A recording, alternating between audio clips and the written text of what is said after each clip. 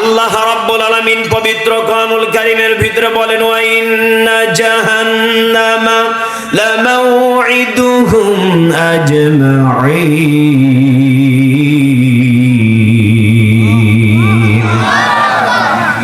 সূরা হুজরাতের 43 এবং 44 নম্বর আয়াতে এগুলো পেয়ে যাবেন।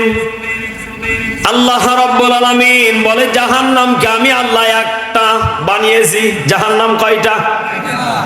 বলেন বলেন।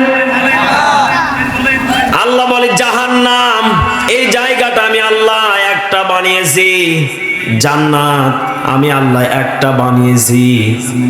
আমাদের দেশে অনেক মৌলবীরাও বলে জাহান্নাম 7টা, নাকি? কথা বলেন না কেন? জাহান্নাম কয়টা বলেন তো দেখি, বলেন বলেন। জান্নাত আমরা জানি 8টা। কোরআন বলছে ওটাও ঠিক এটাও ঠিক, কিন্তু ওটাতে কিছু ভেজাল আছে, ক্লিয়ার করা দরকার আছে না নেই? আজকে নতুন তথ্য দিয়ে কোরআন থেকে কথা বলবো। আল্লাহ রাব্বুল আলামিন বলেন জাহান্নামকে একটা বানিয়েছি, জান্নাতকেও আমি আল্লাহ একটা বানিয়েছি। আমি আল্লাহ রাব্বুল আলামিন লাহা সাবআতু আবওয়াব লিকুল্লি বাবিম মিনহুম জুজউম মাকসুম।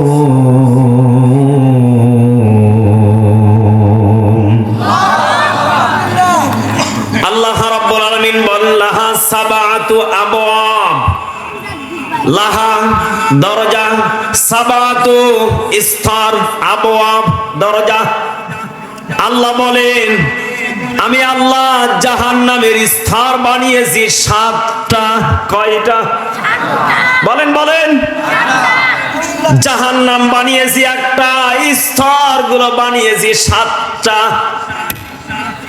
লিকুল্লি বাবিম মিনহুম জুজউম মাকসুম, যে যেমন কর্ম করে যাবে আল্লাহ তাকে তেমন পর্যায়ের স্তরগুলি দান করে দিবে। চিৎকার মেরে বলেন আল্লাহু আকবার। ও বাংলার মুসলমান, বিষয়টা ক্লিয়ার করে দেই। 7টা স্তর আল্লাহ বানিয়েছে। আপনি যে কলেজে স্কুলে পড়াশোনা করেন, ক্লাস 1 থেকে নিয়ে 10 পর্যন্ত রুম কক্ষ কয়টা? বলেন বলেন। 10টা। কয়টা? সবাই জবান খুলে বলেন কয়টা? ক্লাস 1 থেকে নিয়ে ক্লাস 10 পর্যন্ত 10টা শ্রেণী কক্ষ থাকে।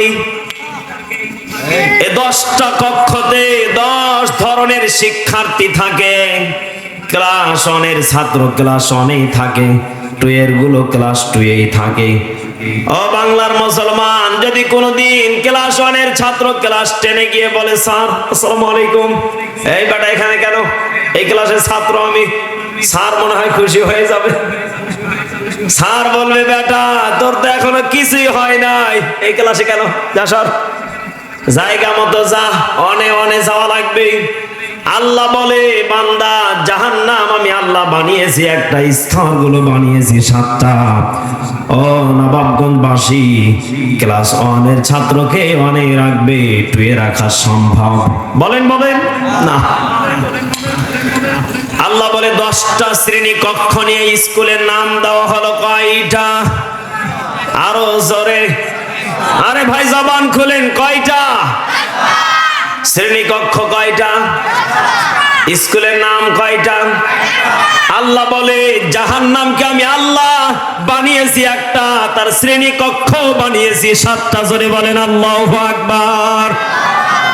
লিকুল্লি বাবিম মিনহুম জুজউম মাকসুম, যেমন যে কর্ম করে যাবে, যে যেমন পাপ করে যাবে, শিরিকের জন্য আলাদা আলাদা স্তর, মুনাফিকদের জন্য আলাদা স্তর, যে যেমন কর্ম করে যাবে তাদের জন্য তেমন স্তর রেখে দিয়েছেন। তিনি কে? আরো জোরে বলেন তিনি কে? কলিজার টুকরা যুবক ভাইয়েরা, বৃদ্ধ বাবাজিরা, বলেন তো দেখি তাহলে আমাদেরকে শ্রেণী কক্ষগুলো ভিন্ন ভিন্ন।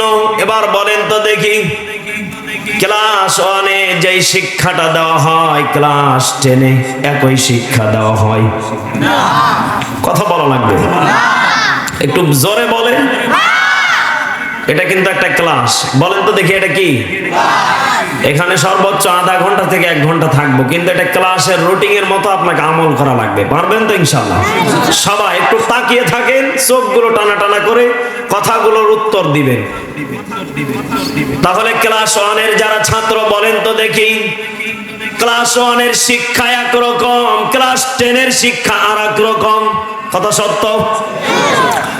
ও বাংলার মুসলমান, আল্লাহ জাহান্নামের স্তরগুলিকে এই কারণে ভিন্ন ভিন্ন বানিয়েছে, কারণ আমার বান্দারা অনেক আছে শিরিক করতে পছন্দ করে।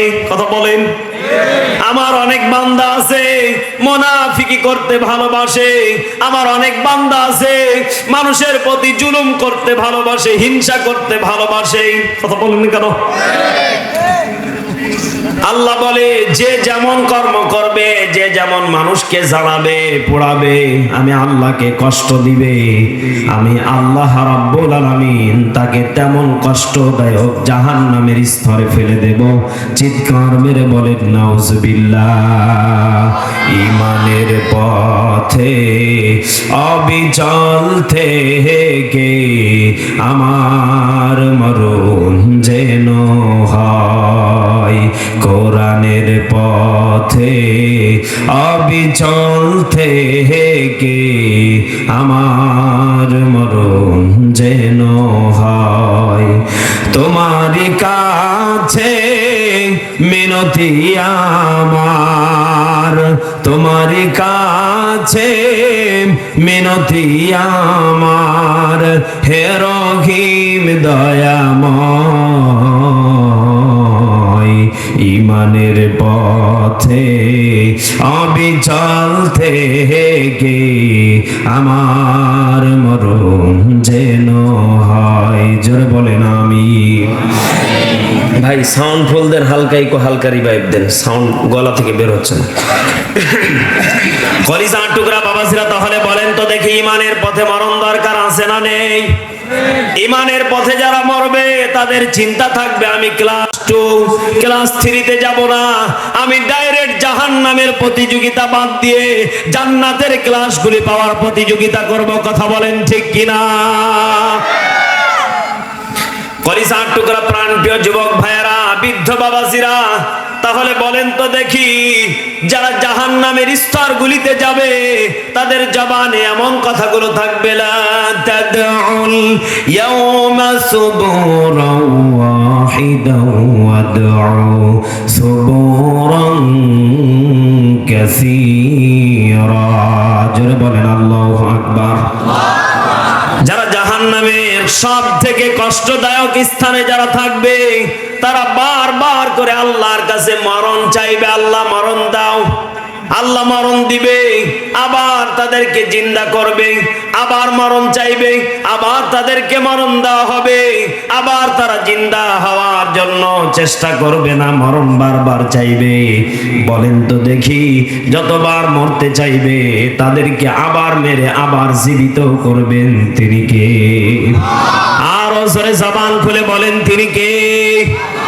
এই জন্য কলিজার টুকরা যুবক ভাইয়েরা, বৃদ্ধ বাবাজিরা, যদি আমাদেরকে মরে যাওয়া লাগে, চলে যাওয়া লাগে, জাহান্নামে মরণের জন্য আমরা আল্লাহর কাছে যেন না চাইতে হয়, দুনিয়াতেই জান্নাতের জন্য আমরা চেষ্টা করব ইনশাআল্লাহ। আরো জোরে বলেন ইনশাআল্লাহ। কলিজার টুকরা যুবক ভাইয়েরা, বৃদ্ধ বাবাজিরা, পর্দার আড়ালের মা বোনেরা, বলেন তো দেখি, জান্নাত পেতে হলে আমাদেরকে বেশি বেশি করে আমল করা দরকার আছে না নেই? কি এমন আমল করলে জান্নাত পাওয়া যাবে? কি এমন আমল করলে জাহান্নামের স্তর থেকে মুক্তি পাওয়া যাবে? ও বাংলার মুসলমান, সব থেকে গভীর মনোযোগ দিয়ে কথাটা শুনে রেখে দেন, জীবনে পরিবর্তন এসে যেতে পারে। আল্লাহ রাব্বুল আলামিন পবিত্র কোরআনুল কারীমের ভিতরে সুন্দর করে আয়াত নাযিল করে জানিয়ে দিলেন, ইন্নাম আকরামাকুম ইনদাল্লাহি আতকাকুম ইন্নাল্লাহা আলিমুন খাবীর।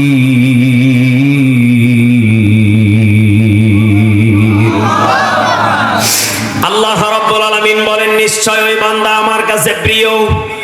যেই বান্দা দুনিয়াতে মানুষের কাছে প্রিয়, আখিরাতে ওই বান্দা আমার কাছে প্রিয় হয়ে যাবে। আল্লাহু আকবার বলেন।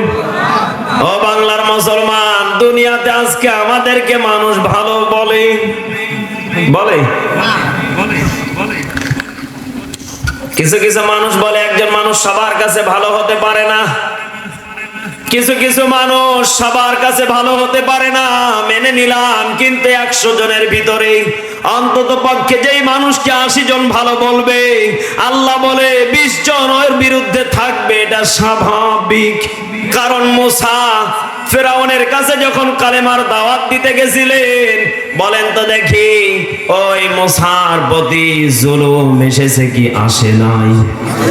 ও বাংলার মুসলমান, ফেরাউনের প্রতি বারবার করে জুলুম এসেছে, মুসার প্রতি বারবার করে জুলুম এসেছে। এই জুলুম একমাত্র করেছেন ফেরাউন। বলেন তো দেখি মুসা এরপর হাল ছেড়ে দেয় নাই? বলেন তো তার দিলের ভিতরে একমাত্র ভয় ছিল কার? আর জোরে জবান খুলে বলেন কার? মুসার আল্লাহর যদি এত পরিমাণ, যদি মুসার যদি দিলের ভিতরে ওই আল্লাহর যদি ভয় থেকে থাকে, মুসার আল্লাহর আমাদের আল্লাহ মনে হয় ভিন্ন ভিন্ন?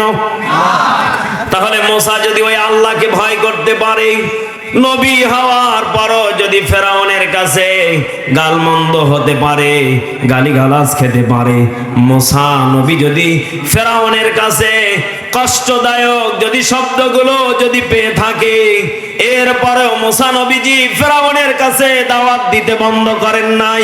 ও বাংলার মুসলমান, আমরা মুসলমান এখনো এত পরিমাণ জুলুমের শিকার হই নাই।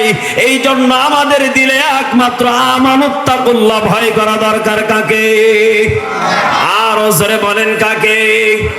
আল্লাহ রাব্বুল আলামিন বলেন, ইয়া আইয়ুহাল্লাযীনা আমানুত্তাকুল্লাহা ওয়াল তানজুর নাফসুম মা কদ্দামাত লিগাদিন ওয়াত্তাকুল্লাহ ইন্নাল্লাহা খাবীরুম বিমা তা'মালুন।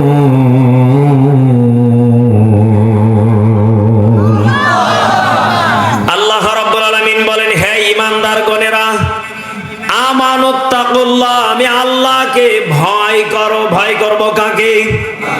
এই কথা বলেন না কেন? কাকে? ওয়াল তানজুর, পরকাল বলে একটা দিবস আছে, নাফসুম মা কদ্দামাত লিগাদিন ওয়াত্তাকুল্লাহ। ও বাংলার মুসলমান, পরকাল বলে একটা দিবস আছে, সেখানে মরার পরে উঠা লাগবে, যাওয়া লাগবে। বলেন তো দেখি, যদি আমাদেরকে মরণের পরেই যদি উঠা লাগে, যাওয়া লাগে, তাহলে আমাদের ঈমান ফেরাউনের মতো হতে হবে না মুসা নবীর মতো? আরো জোরে বলেন। আসলে একটা সত্য একটা ঘটনা মনে পড়ে গেল, কি বলে দেব? বলবো বলবো মুসা নবীজি একদিন আল্লাহর কাছে দোয়া করতেছে, আল্লাহ, ফেরাউন এত বড় শয়তান, আপনি কেন একে গজব দিয়ে তুলে নেন না? এই ফেরাউন এত পরিমাণ আমাদেরকে জ্বালাচ্ছে, এত পরিমাণ আমাদেরকে জুলুম করতেছে, কোরআনের দাওয়াত দিতে দেয় না। এরপরও এই ফেরাউনকে আপনি তুলে নিচ্ছেন না কেন? ও বাংলার মুসলমান, বলেন তো দেখি, এমন দোয়া যখন মুসা নবীজি করেছিলেন, সঙ্গে সঙ্গে মুসা নবীজিকে 4টি কথা শিখিয়ে দিয়েছিলেন। তিনি কে? আরো জোরে বলেন, তিনি কে? জিবরাইল আমিন হযরতে মুসা নবীর কাছে একবার না, দুইবার না, তিনবার না, চারবার 4টি কথা শিখিয়ে দিলেন। কয়টা? বলেন বলেন। হযরতে মুসা নবীজি এমন দোয়া করার সঙ্গে সঙ্গে জিবরাইল আমিন আল্লাহর পক্ষ থেকে কথাগুলো নিয়ে আসলেন। কি এমন আশ্চর্য কথা! 1 নাম্বার, ও মুসা, তোমার ফেরাউনকে এই কারণে আল্লাহ ধ্বংস করে না। তার 1 নাম্বার কারণ হলো, এই ফেরাউন এত বুদ্ধিমান, এত চালাক, ও যদি দিনে ফেরাউন খোদা বলে দাবি করে, রাত্রিবেলা আল্লাহর কাছে গিয়ে চোখের পানি ফেলে কান্না করে, আল্লাহ আমি যে খোদা না সেটা আমি জানি, আপনি খোদা এটা আমি মানি, কিন্তু পরিস্থিতি শিকার। আপনি বোঝেন না কেন? নাউজুবিল্লাহ পড়েন। ওরে শয়তান, এ ভেজাল ছাড়া শয়তান, কথা বলেন না কেন? এই শয়তান এবার বলতেছে, আল্লাহ সব ঠিক আছে, দেখবেন আমাদের দেশে কিছু নেতা আছে, ওরা মানুষকে খুশি করতে গিয়ে ওদের যদি বাড়ি গাড়িও যদি নাও থাকে বিক্রিও করা লাগে, এরপর মানুষকে শাড়ি কম্বল দিয়ে টয়লেট দিয়েও খুশি করে। ভোটের আগে এত বড় বড় পাম মারে, যেই পামগুলো চাচি আর ভাবিরা শুনে শুধু সিল মারে, ঠিক কিনা? ফেরাউনকে এবার দেখেন আল্লাহ রাব্বুল আলামিন, ফেরাউনের কায়দা কৌশল গুলো দেখেন, আমাদের দেশের কিছু নেতার সাথে মিলে যাবে ওই একই কায়দার। কথা বলেন না কেন? হযরতে মূসাকে জিবরাইল আমিন বলতেছেন, এক নাম্বার, সে যতই খারাপ কাজ করুক না কেন, যত বড়ই খারাপ কাজ করুক না কেন, রাত্রিবেলা হয়ে গেলে আল্লাহর কাছে গিয়ে কান্না করে মাফ চাইতেন। সারা দিনের কুকর্ম, ও বাংলার মুসলমান, একমাত্র রহমান, একমাত্র রহিম, একমাত্র রিজিক দাতা দয়ালু হতে পারেন তিনি কে?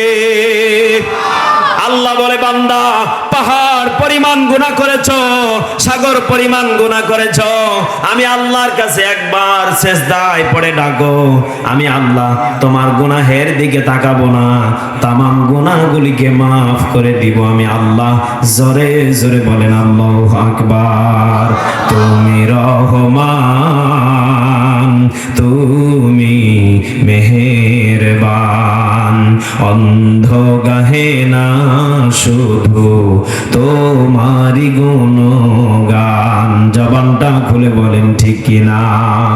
বোঝে অবোঝে না ওরা তোমারি শান, বোঝে অবোঝে না ওরা তোমারি শান। তুমি রহমান, তুমি মেহেরবান। কখনো তোমাকে যদি ভুলি, হেদায়েতের আলো জেলে কাছে নিয়ে তুলি। আমিন বলেন। কখনো তোমাকে যদি ভুলি, হেদায়েতের আলো জেলে কাছে নিয়ে তুলি।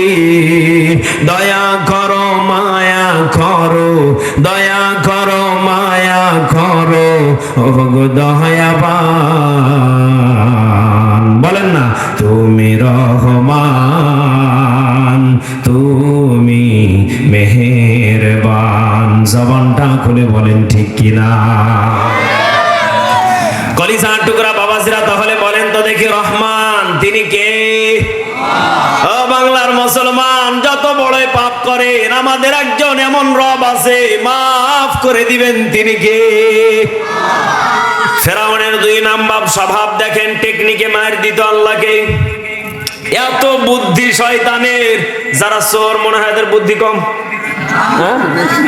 এই কথা বলে না কেন? যারা চোর এদের বুদ্ধি কম। এবার ফেরাউন আল্লাহর কাছে সব থেকে ভালো একটা কাজ করতেন। জিবরাইল আমিন বলতেছেন, মুসা কি এমন তার গুণ ছিল শোনো। 2 নম্বর গুণ ছিল তার এইটা, সারাদিন যতই ব্যস্ত থাকুক না কেন, এতিমখানা মাদ্রাসা আছে তার এলাকাতে একটা, যত এতিম গরিব অসহায় দরিদ্র মানুষগুলো ছিল, এই গরিব অসহায় মানুষগুলোকে রাস্তা থেকে ডেকে ডেকে এনে এই ফেরাউন খানা খাওয়াইতো। আল্লাহু আকবার বলেন। এই ফকিরগুলি, এই এতিমগুলি খানা খাওয়া শেষ করার পরে আল্লাহর কাছে দোয়া করতেন, আল্লাহ ফেরাউনকে আপনি গজব দিয়ে তুলে নিয়েন। কথা বলেন না কেন? ওরে শয়তান কোন অ্যাঙ্গেলে মার দিয়েছে, আল্লাহ মারবে আমাকে। ফকির গুলো খাবার শেষে দোয়া করে, আল্লাহ ফেরাউনকে তুলে নিয়েন না, ফেরাউন যদি মারা যায় আমাদেরকে খাওয়াবে কে? ফেরাউনের বুদ্ধি দেখেন। 2 নম্বর কায়দা কৌশল, মুসা বললেন ঠিকই তো, এই কারণেই তো আল্লাহকে মরণ দেয় না। 3 নম্বর জিবরাইল আমিন বলতেছেন, মুসা 3 নম্বর আমল ফেরাউনের হলো এইটা। কি আমল? সত্য করে বলো তো দেখি। ফেরাউন যাই করুক না কেন, সারাদিন যত ব্যস্ত থাকুক না কেন, ওই ব্যস্ততার মাঝে ফেরাউনের সব থেকে একটা ভালো আমল হলো এইটা। কি আমল? ওর মা বুড়ি মানুষ, বৃদ্ধ মানুষ, ওর বাবা মারা গেছে, বৃদ্ধ মানুষ, বুড়ি মানুষ। এই ফেরাউন তার মাকে নিজে হাতে গোসল করিয়ে দিতেন এবং বুড়ি মাকে তেল মাখিয়ে দিতেন, পোশাকগুলো চেঞ্জ করে দিতেন, মায়ের সেবা যত্ন এত পরিমাণ করতেন। তার মা দিন শেষে আল্লাহর কাছে দোয়া করতেন, আল্লাহ আমার ফেরাউন যদি মারা যায় আমার সেবা যত্ন কে করবে?